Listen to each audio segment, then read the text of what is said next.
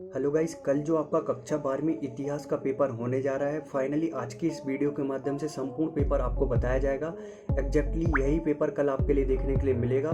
सो जो भी क्वेश्चंस आपको बताए जा रहे हैं, सभी क्वेश्चंस आपको कॉपी पेन में नोट कर लेने हैं। एक कॉपी पेन लेकर के आप बैठ जाइए। तो सभी क्वेश्चन आपको नोट करते जाने हैं और बार बार उनका रिविजन करना है, जिससे कि आपको 80 में से 80 मार्क्स मिल पाएँ। सो देखिए, समय आपके लिए 3 घंटे का मिलेगा और पूर्णांक आपके 80 रहेंगे। कुछ दिशा निर्देश रहेंगे जो कि आपको अपने से रीड करने हैं। यहाँ पे डायरेक्टली मैं आप यहाँ पे सही विकल्प बताना स्टार्ट करने वाला हूँ। तो पहला जो आपका एक क्वेश्चन रहने वाला है, सही विकल्प आपको चुन करके लिखने पड़ेंगे। एक एक नंबर के 7 सही विकल्प यहाँ पे रहेंगे। तो देखिए, पहला क्वेश्चन जो पूछा गया है, भारत के प्राचीन सिक्के का नाम हमें बताना है। तो किस नाम से जाने जाते थे भारत के प्राचीन सिक्के? तो ऑप्शन का आहत एकदम करेक्ट हो जाएगा। इसके बाद नेक्स्ट है आपका, जैन धर्म के प्रथम तीर्थंकर कौन थे? तो ऋषभदेव थे। ऑप्शन का एकदम करेक्ट हो जाएगा। रामायण के मौखिक रचनाकार कौन थे? तो यहाँ पे देखिए, सही आंसर आपका हो जाएगा महर्षि वाल्मीकि। ऑप्शन का एकदम करेक्ट हो जाएगा। भारत के सबसे प्राचीनतम सिक्के का नाम क्या था? तो आहत एकदम करेक्ट हो जाएगा। इसके बाद है आपका, गुरु ग्रंथ साहब किस ग्रंथ का पवित्र, जो किस धर्म का पवित्र ग्रंथ है? तो गुरु ग्रंथ साहब है वो किस धर्म से रिलेटेड है और पवित्र ग्रंथ माना गया है? तो यहाँ पे देखिएगा, सिख धर्म एकदम करेक्ट हो जाएगा। ऑप्शन का, बंगाल में भक्ति आंदोलन के प्रसार में किसका विशेष योगदान रहा है? तो इसका सही आंसर आपका हो जाएगा चैतन्य प्रभु। ऑप्शन का। इसके बाद नेक्स्ट है आपका यहाँ पे, भारत में मुगल साम्राज्य का संस्थापक कौन था? तो सही आंसर आपका यहाँ पे हो जाने वाला है बाबर। एकदम करेक्ट आंसर आपका हो जाएगा। तो यहाँ पे टोटल मैंने 7 जो सही विकल्प आपके दिए थे, सभी का आंसर मैंने बता दिया है। इसके बाद हम देखने वाले हैं यहाँ पे रिक्तस्थान। तो रिक्तस्थान यहाँ पे डायरेक्टली मैं बताते जाऊँगा। तो रिक्तस्थान के आंसर भी मैं सामने दिखाते जाऊँगा आपको, ताकि कोई भी समस्या ना हो। तो चलिए हम देखना स्टार्ट करते हैं। पहला रिक्तस्थान जो पूछा गया है, देखिएगा यहाँ पे आप, चैतन्य महाप्रभु का जन्म खालिस्तान वर्ष में हुआ था। तो 1400 यहाँ पे 86 ईस्वी में माना गया है चैतन्य महाप्रभु का जन्म। आयन ए अकबरी की रचना मुगल साम्राज्य के खालिस्तान शासनकाल में हुई थी। तो देखिए, यहाँ पे जो सही आंसर आपका हो जाएगा, अकबर के शासनकाल में हुई थी। इसके बाद नेक्स्ट है आपका, अकबरनामा के तीसरे भाग को खालिस्तान के नाम से जाना जाता है। तो देखिए, सही आंसर आपका हो जाएगा आयन ए अकबरी के नाम से जाना जाता है। इसके बाद नेक्स्ट है आपका, भारत का प्रमुख विषय खालिस्तान के मध्य हुए युद्ध की कथा है। तो देखेंगे हम, महाभारत का प्रमुख विषय खालिस्तान के मध्य हुए युद्ध की कथा किसके है? कौरवों और पांडवों के मध्य जो युद्ध हुआ था वो महाभारत का हुआ था। तो उन्हीं की कथा ये माना गया है। इसके बाद नेक्स्ट है आपका, यहाँ पे देखिएगा, महावीर स्वामी जी की माँ का नाम क्या था? तो त्रिशला था। यहाँ पे डायरेक्टली मैं आंसर दिखा देता हूँ। पाटलिपुत्र को वर्तमान में खालिस्तान के नाम से जाना जाता है। तो आप सभी को ये कमेंट भी करना है। वैसे मैं आंसर दिखा देता हूँ, पटना इसका करेक्ट आंसर हो जाएगा।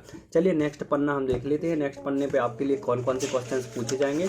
तो यहाँ पे डायरेक्टली हम क्वेश्चंस देखना स्टार्ट करने वाले हैं। सो चलिए यहाँ पे देख लेते हैं। इसके अलावा देखिए, हिंदुओं के देवता भगवान जगन्नाथ का मंदिर खालिस्तान में स्थित है। तो यहाँ पे सही आंसर आपका हो जाने वाला है जगन्नाथपुरी में स्थित है। और यहाँ पे सूर्य मंदिर भी स्थित है। देखिएगा, पुरी उड़ीसा में स्थित है। इसके बाद नेक्स्ट आपका है यहाँ पे, एक वाक्य एक शब्द में उत्तर। एक एक नंबर के 6 रहने वाले हैं। तो यहाँ पे जो का नंबर आपका पूछा गया है, इसमें पूछा गया है, मौर्य वंश के संस्थापक कौन थे? ये आपको कमेंट करके बताना है। महाभारत किस भाषा में लिखा गया ग्रंथ है? तो संस्कृत भाषा में इसको लिखा गया है। जैन धर्म में कितने तीर्थंकर हुए हैं? तो 24 तीर्थंकर हुए हैं। इसके बाद है नेक्स्ट आपका, यहाँ पे देखिए, कबीर के गुरु का नाम क्या था? तो संत रामानंद कबीर के गुरु का नाम था। गुरु नानक का जन्म कहाँ पर हुआ था? तो देखिए, तलवंडी पंजाब में गुरु नानक का जन्म हुआ था। इसके बाद नेक्स्ट है आपका, मुगल काल में ग्राम पंचायत के मुखिया को क्या कहा जाता था? तो देखिए, यहाँ पे मुकदम अथवा मंडल कहा जाता था। सो गाइस, सॉल्यूशन की PDF को डाउनलोड करने के लिए सबसे पहले आपको सर्च करना होगा studynotespj.com।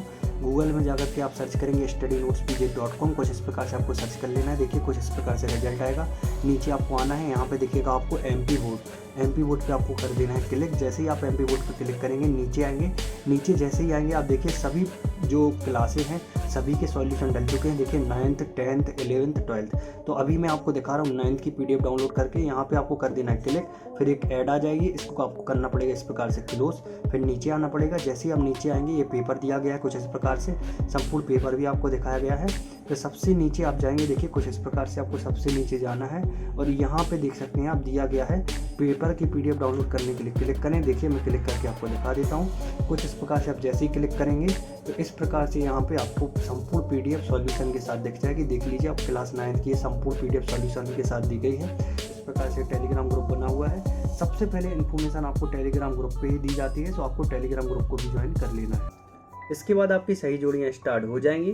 तो देखिए गीता का ज्ञान, गीता का जो ज्ञान है इसका मिलान आपको करना है श्री कृष्ण से। इसके बाद है आपका भगवत गीता, तो भगवत गीता का आप जो मिलान करेंगे वो संबंधित है वैष्णव धर्म से। इसके बाद है आपका रामानंद, तो रामानंद कौन थे, एक ब्राह्मण थे, तो ये ब्राह्मण से आपको मिलान करना है। कबीर, तो कबीर का आपको मिलान करना है जुलाहा।